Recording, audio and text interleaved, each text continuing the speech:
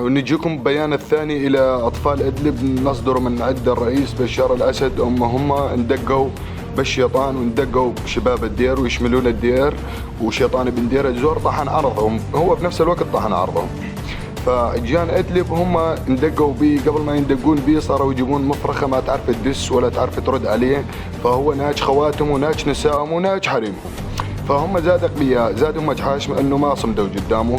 هم جو عادينا صاروا يجيبوا لي بالفروخ انه تدسوا ترد عنه، فانتم ما تفهمون انه هم اجيان ادلب فروخ ومفاريخ.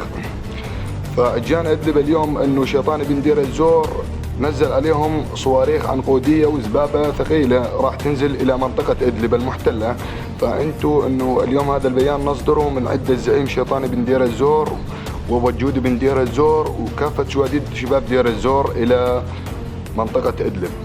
فجان إدلب هم صاروا يندقون بشيطان بن دير الزور وصاروا يحسبوا له بالدسات على الدقات ويقولوا له لازم تردوا دقة ودقة. وشيطان بن دير الزور مو باعصهم بالشغلة هاي، إلا باعص خواتم إلا بصوته وطحن عرضهم، زاد هم ما يستحون.